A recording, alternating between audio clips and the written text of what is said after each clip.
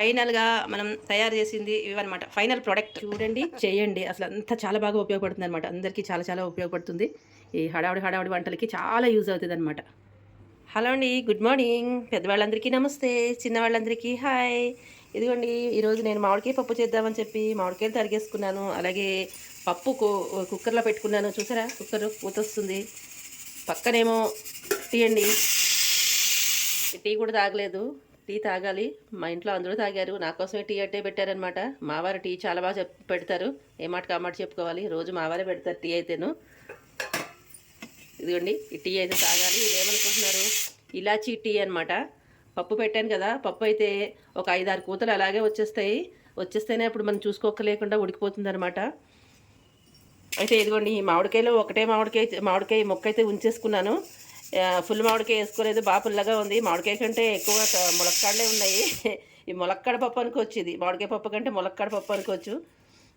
అయితే ఇదిగోండి ఇప్పుడు తర్వాత ఇంకా బెండకాయలు కూడా తరుపుకోవాలి. బెండకాయ కూర చేస్తాను, మామిడికాయ పప్పు చేస్తాను. ఈ బెండకాయలు ఇలాగే పచ్చిమిరపకాయలు చూసారా, కుక్కర్ కూత వచ్చింది, ఇంకో కూత. ఇవన్నీ కలిపేస్తున్నాయి. ఇవన్నీ దేనికదే విడివిడిగా ఇలా తీసుకొని పెట్టేసుకుని బెండకాయలు బాగా కడిగేసేసుకోవాలి. శుభ్రంగా కడిగేసేసుకుని ఉప్పు నీళ్ళలో నానబెట్టుకుని శుభ్రంగా కడిగేసుకుని ఆరబెట్టేసుకుని అప్పుడు నేను కట్ చేసుకుని కూర చేయాలండి. ఇంత ప్రాసెస్ ఉంటుంది చూసారా. ముందు రోజు రాత్రి చేసుకుంటే తలకాయ నొప్పి ఉండదు కదా, పొద్దున్నే హడావుడు ఉండదు కదా అనుకుంటారు. కానీ అప్పుడు చేయంగా అప్పుడు పని అప్పుడే ఉంటుంది, ఇప్పుడు పని ఇప్పుడే ఉంటుంది. అలా అయిపోతూ ఉంటుంది అనమాట. ఎన్ని రోజులు ఎప్పుడు వేసినా కూడా ప్రతిరోజు వేసినా చెప్పాను కదా, ఈ సీజన్లో మామిడికాయ సీజన్లో ప్రతిరోజు మామిడికాయ పప్పు వేసినా కూడా బోరే కొట్టదు అసలు. అదే రకరకాలుగా చేసుకోవచ్చు. మామిడికాయ అనేది కూర చేసుకోవచ్చు, పప్పు చేసుకోవచ్చు, పులుసు చేసుకోవచ్చు, అలా వంకాయ మామిడికాయ కూర చేసుకోవచ్చు. చాలా చాలా బాగుంటుంది. మా అందరికీ చాలా ఇష్టం అనమాట. ఈరోజు నేను ఎక్కువ ములక్కాడలు వేసుకుని ములక్కాడ పప్పు అనుకోండి, ములక్కాడ పప్పు చేస్తున్నాను అనమాట. దాంట్లో కొద్దిగా మామిడికాయ వేసి పప్పు చేస్తున్నాను. అది ఎలా చేశాను అనేది లాస్ట్లో మీకు చేసి చూపించేస్తాను. ఓకేనా, చేసింది మీకు కూడా చూపిస్తాను లాస్ట్లో. ఇప్పుడు మనం ఆ కుక్కర్ ఎలాగే కోత వస్తూ ఉంటుంది. ఇప్పుడు మనం టీ తాగాలి కాబట్టి టీ అంత చల్లగా అయిపోయింది. కాస్త టీ పెట్టేసుకుని పెట్రోల్ పోసామనుకోండి బండి చకచకా నడుస్తుంది అనమాట. బండిలో పెట్రోల్ పోస్తే బండి చకచకా నడిచేస్తుంది.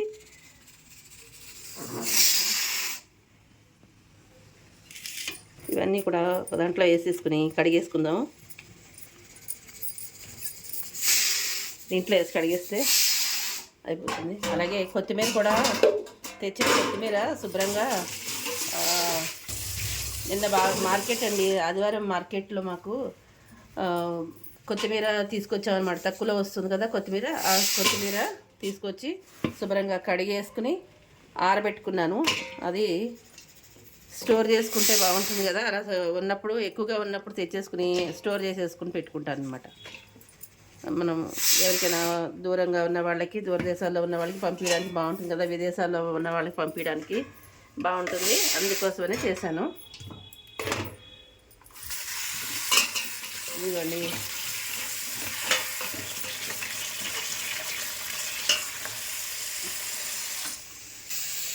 టీ మరుగుతుంది చూసారా. ఆపేస్తాను. ఇంకా ఉప్పు కొంతసేపు ఇలాగే వదిలేస్తాను. ఇప్పుడు రండి చూపిస్తాను. ఇదిగా చూసారా, ఇలా అనమాట. నీడలోనే ఆరబెట్టుకున్నాను. ఇప్పుడు కాస్త ఎండ వచ్చిందని చెప్పి ఇలాగే ఇక్కడ పెట్టానమాట. నేను అంతా తీసి నీడలోనే ఆరబెట్టుకోవాలండి. ఎండలో ఆరబెడితే అంత మొత్తం ఈ కలర్ అంతా ఇదైపోతుంది అనమాట. మనం మంచి కలర్ ఉండాలంటే కాస్త నీడలోనే పెట్టుకోవాలి. నేను మేడ మీద పెడదామంటే మొత్తం అదంతా దుమ్ము అది పడుతుంది కదా, అందుకని ఇంట్లోనే పెట్టుకున్నాను ఇలాగా. నేను అంతా చేసిన పని చాలా కొత్తిమీర ఉండే, ఆ కొత్తిమీర మొత్తం అంతా ఇంత అయింది చూడండి. ఇంకా ఎండిపోతే పొడి అయిపోతే ఇంకా ఇంత అయిపోతుంది కొంచెం. అలాగే కరివేపాకు కూడా చేయాలి. కరివేపాకు కూడా ఉంది ఇంకా ఇంట్లోని. ఇదైతే మరిగిపోయింది, ఆపేద్దాం.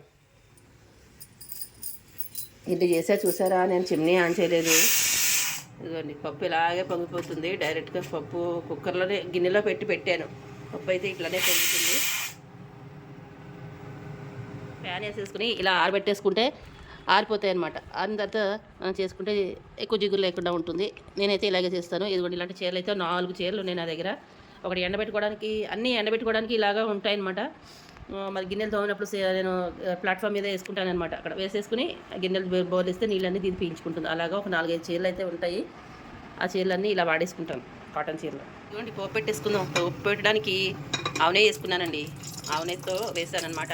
అన్నట్టు మీకు చెప్పలేదు కదా, ఆవాలు అయితే లేవండి. ఆవాలు నేను చూసుకోలేదు, చెప్పడం మర్చిపోయాను. చెప్తే మా వారి చిటికలో తెచ్చిస్తారులేండి, కానీ చెప్పడం మర్చిపోయాను. ఇప్పుడు వంట చేసేటప్పుడు చూసుకుంటున్నప్పుడు ఆవాలు నిండుకున్నాయి అనిపించింది.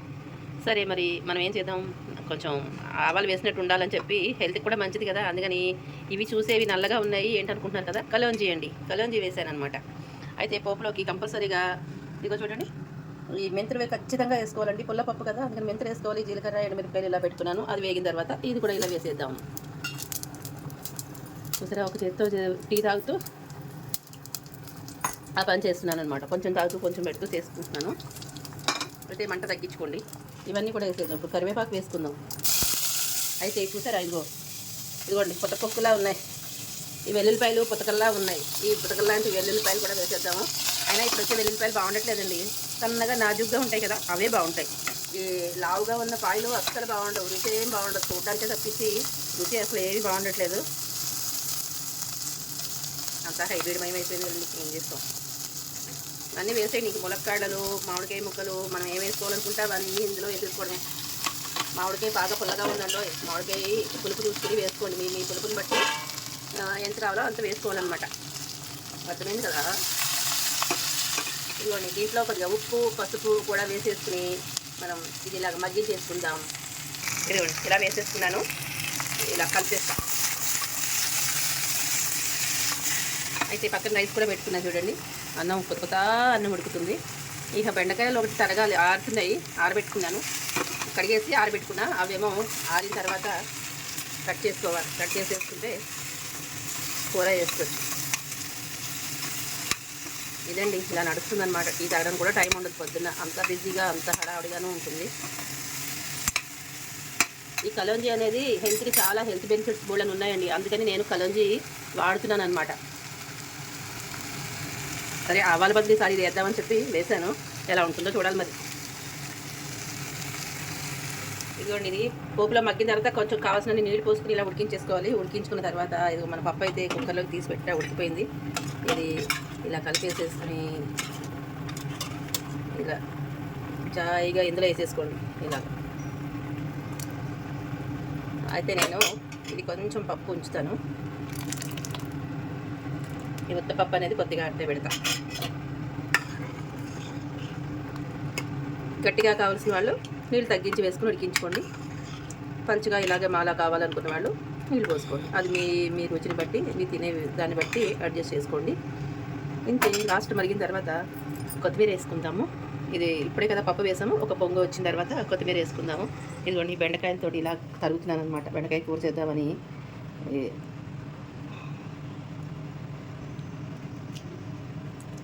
ఇలాగ కట్ చేసి ఇలా ముక్కలు కట్ చేసుకుంటున్నాను. ఇది కూర చేద్దాం.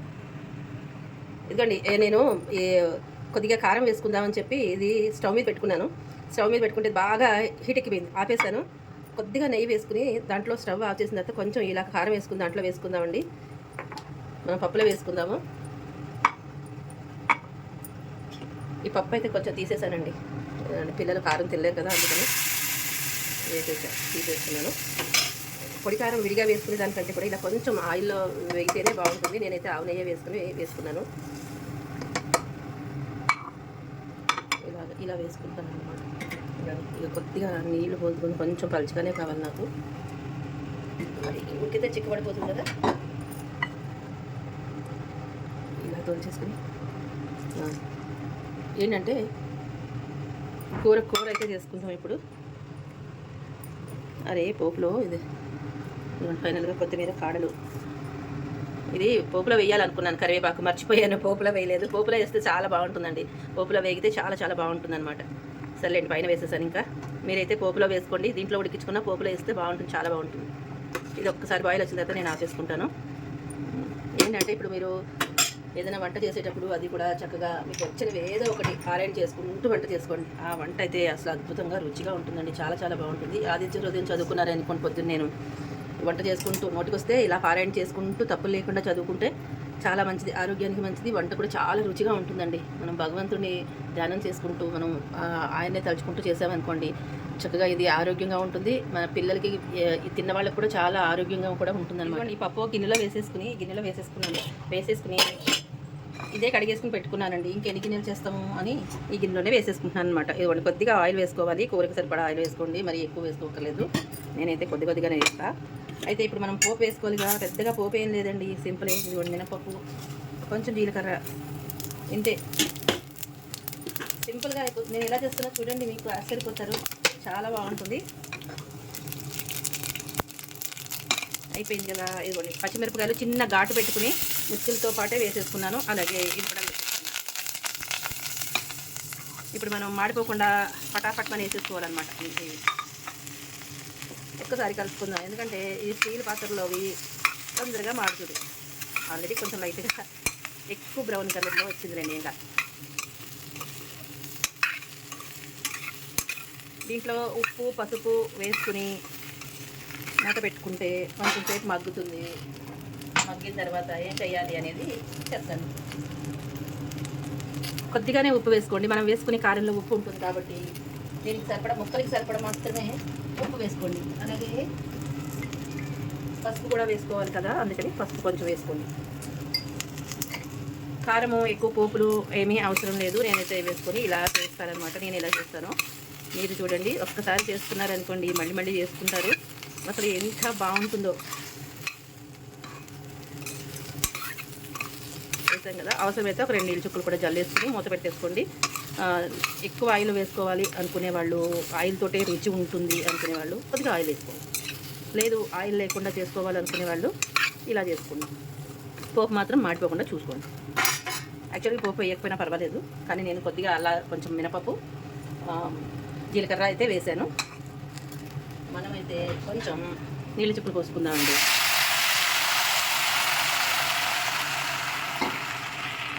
ఇది చక్కగా మూత పెట్టేసుకుంటే మగ్గిపోతుంది. మగ్గిన తర్వాత మీకు చూపిస్తాను, బెండకాయతో ఏం కూర చేస్తున్నాను అనేది మీకు చూపిస్తాను. ఇది బాగా మగ్గిన తర్వాత రండి కూర చూద్దాం. వేడిగా ఉంది, చూసారా? నీళ్ళు పోసుకున్నాం కదా, నీళ్ళన్నీ ఎగిరిపోయినాయి. మొత్తం ఉడికింది కూర అయితే. ఇది చూసారా, ముక్కలుగా అయిపోతుంది, ఉడికిపోయింది. ఇప్పుడు మనం ఏం చేద్దామంటే కొంచెం కూర తీసేద్దాం, పాపాయి కోసమని ఇలా తీసేద్దాం. ఎట్లయినా కొంచెం జిగురుగా ఉంటుందండి. ఈ బెండకాయ గుణమే ఎంత జిగురు కదా. ఆయిల్లో డీప్ ఫ్రై చేసేస్తే జిగురిపోతుంది, కానీ మనం డీప్ ఫ్రై చేయంగా. ఇప్పుడు దీంట్లో కారం అనేది వేసుకోవాలి కదా, అసలు సిసలైంది. ఇదిగోండి చూపిస్తాం మీకు. ఇది సాంబార్ పొడి అనమాట. సాంబార్ పొడితో చేసుకుంటున్నాం మనం బెండకాయ సాంబార్ కర్రీ. కొత్త సాంబార్లోకే కాదండి, ఇది దోశల మీద వేసుకోవచ్చు, కూరలకి చేసుకోవచ్చు. అసలు ఎంత బాగుంటుందో సాంబార్కి, సూపర్ అనమాట. చాలా చాలా చాలా బాగుంటుంది. దీంట్లోనే ఉప్పు పులుపు తీపి, కొంచెం తీపి ఉంటుంది, పులుపు కొద్దిగా పులుపు ఉంటుంది. అన్ని సాంబార్ పొడి ఈ ముక్కలు తరిగేసుకుని ఈ పొడి వేసేసుకుంటే సాంబారు అత్యద్భుతంగా ఉందండి. చాలా చాలా బాగుంది, సూపర్గా ఉంది. ఇప్పుడు ఈ పొడే చేయాలి, నాకు ఆర్డర్ వచ్చిందనమాట. చేయమని ఆర్డర్ పెట్టుకున్నారు, చేసి ఇవ్వాలన్నమాట. ఇదిగోండి ఇలా కలిపేసుకున్నాం కదా. ఇప్పుడు కావాలంటే కొంచెం ఆయిల్ వేసుకోండి, లేదు అంటే కనుక నేను కొంచెం నీళ్లు పోసుకుంటాను. నీళ్ళు పోసుకుని కొంచెం ఉడికించుకుంటాను. ఆయిల్ ఎక్కువ వాడను నేను, అందుకని నీళ్ళలోనే ఉడికించుకుంటాను. మనం సాంబార్ అలాగే చేసుకుంటాం కదా. ఇప్పుడు మీకు తగినట్టుగా ఉప్పు కారం పులుపులు అన్నీ చూసుకోండి. కారం తక్కువైతే కొంచెం కారం వేసుకోండి, పొడి కారం కూడా వేసుకోవచ్చు. కలర్గా ఉండాలంటే కాశ్మీరీ రెడ్ చిల్లీ పౌడర్ వేసుకోవచ్చు. ఇప్పుడు దీంట్లో కొద్దిగా ఆయిల్ వేస్తూ ఉండండి. ఇదిగో చూసారా, కొంచెం కొద్దిగా వేసుకుందాం, చాలండి, అంతకుమించి ఎక్కువ అక్కర్లేదు. వాసన అయితే అద్దరిపోతుందండి, గుమ్మ వేసేస్తుంది. ఇప్పుడు మనం పైకి ఇట్లా 2 కరివేపాకు రెమ్మలు వేసుకుందాం. అయితే ఇప్పుడు ఒక్క నిమిషం ఉండండి, కాశ్మీరీ రెడ్ చిల్లీ పౌడర్ కూడా వేసుకుందాము.